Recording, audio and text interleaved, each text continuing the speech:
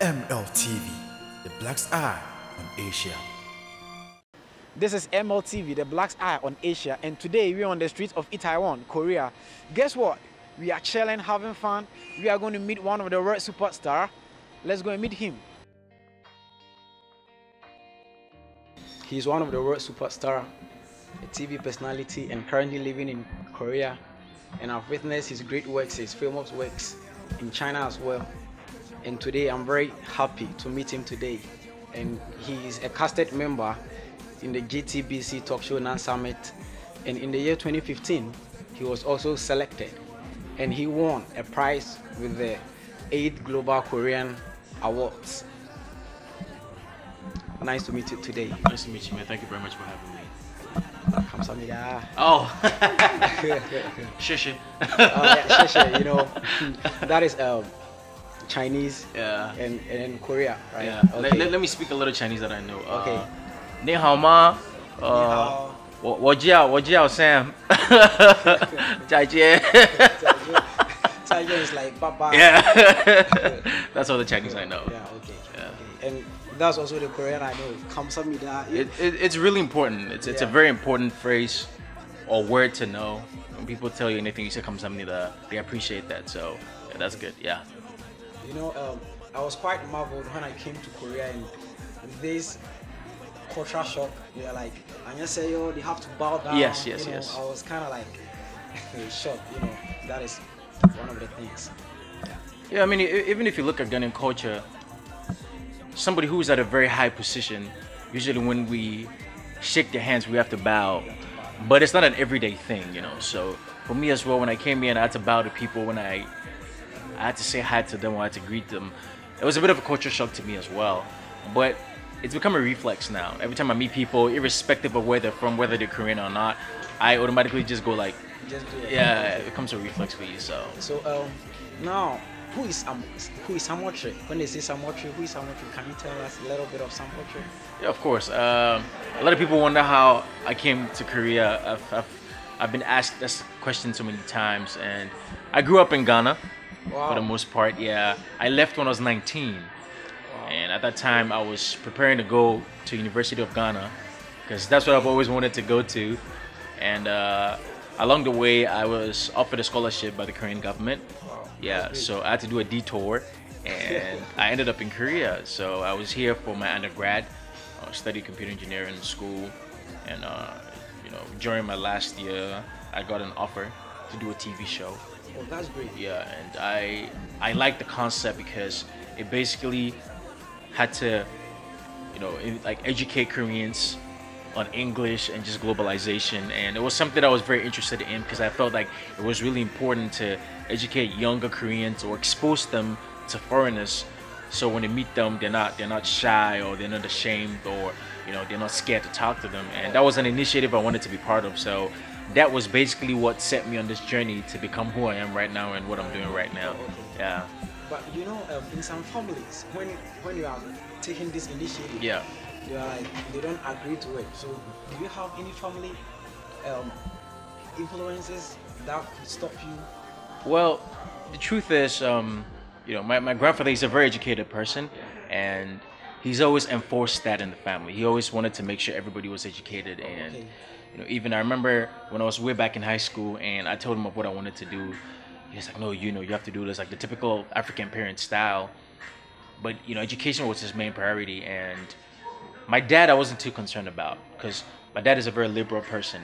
He always believes that, okay, fine, this is what you want to do, but make sure you get your education first, and whatever you want to do, you can do it. Yeah, so my dad was very supportive from the scratch. It's my grandpa who was a little worried about it, you know, because he's always like, come back to Ghana, come and settle and all of that. But I felt like when things picked up for me and you know, things were going well, and my dad understood what I was doing, my family became very supportive because, yeah, I had to go back to Ghana with the Korean TV show, you know, to film my family, where I grew up and all of that. And I felt like it gave my family a better understanding as to what I was doing here because I don't live with them. You know, everybody's curious as to what he's doing, what he's up to, if he's okay. You know, they're worried. So being able to go to Ghana and expose them to what I'm doing out here, I feel like that helped a lot. And my dad and my whole family is very supportive of what I do. Yeah. That's great.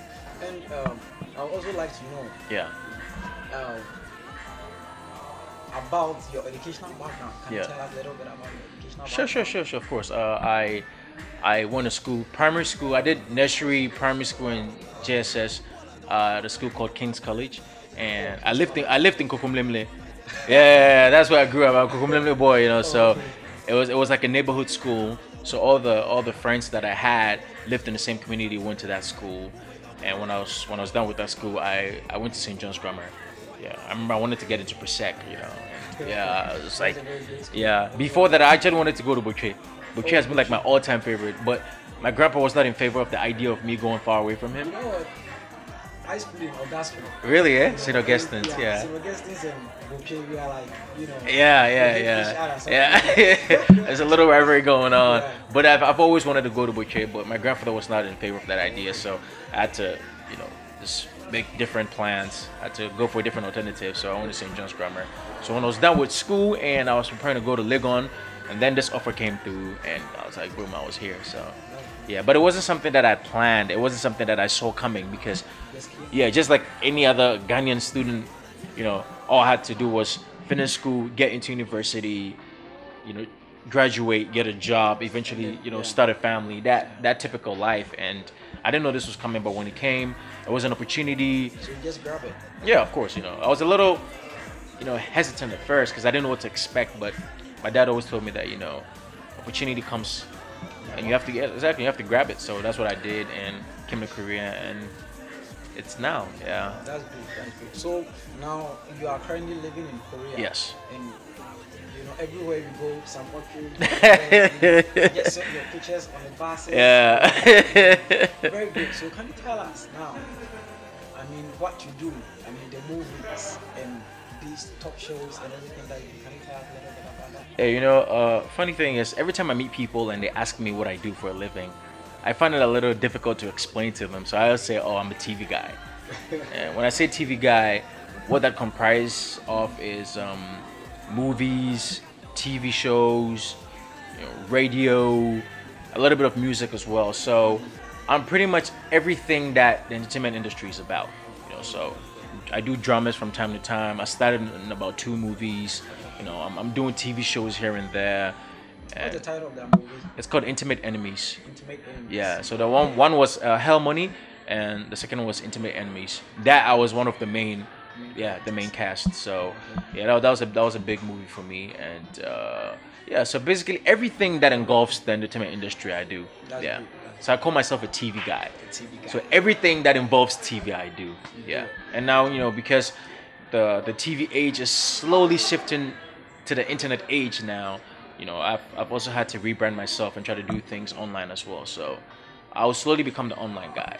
That's the goal at the end of the day. Yeah. That's good. You have made it good time and great time in Ghana. I mean in Korea. Yeah. That's great. Okay. So now, can you tell us a little bit about, your life? Are you married?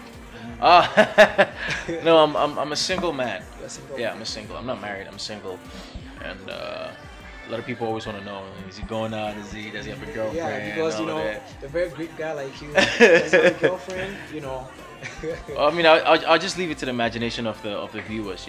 Yeah. If you think I have a girlfriend, that's good. If you think I don't, that's good as well. But yeah, but it's not. It's a part of my life that, of course, I have to think about as well. But I have bigger goals that I'm concerned about because I'm very passionate about Ghana, and my goal for starting this whole TV job thing was basically to put Ghana on the map in Korea and in Asia, That's great. and also to put myself in a position where I can influence a lot of people, especially the youth in Ghana, and try to work towards helping the youth and building projects back home, just contributing my quota to Ghana. So that was the biggest drive, or that was the biggest motivator for me to start all this thing that I'm doing. Yeah. So, do you have any advice for the youth? People always say it's important to follow your dream, and I believe that.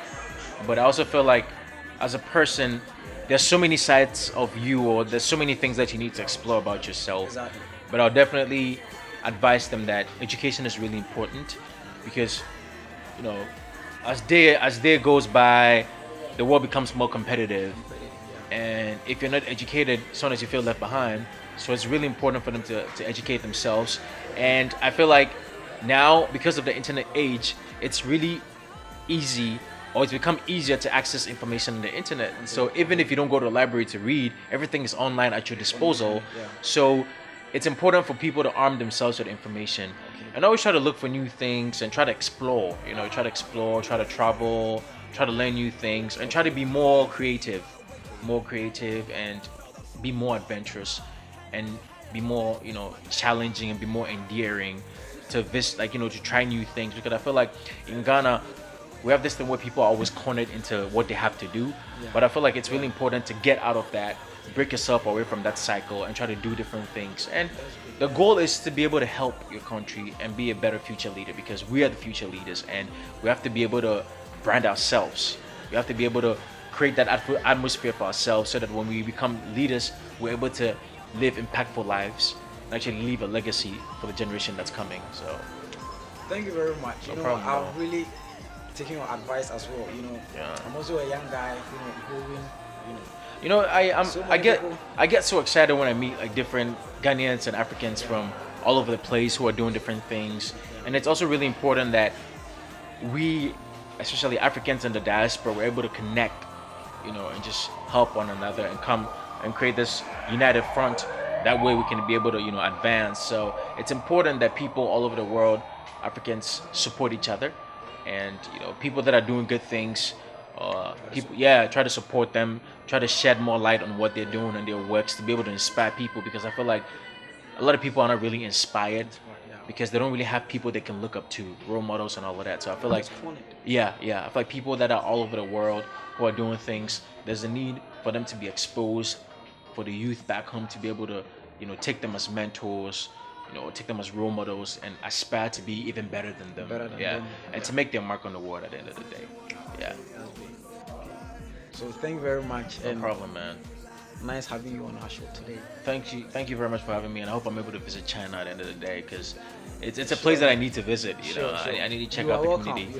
Open our wings. Oh, definitely, you are man. welcome. And it's not too far away, so I'll make some time and I'll try and visit China. Sure. You are welcome. Thank you very much, man. I appreciate it. All right, thanks, man. Hello, lovely viewers. This is MLTV, the Black's Eye on Asia, and my name is Anthony Kojo Asefwa. Thank you for watching. Bye bye. See you next time.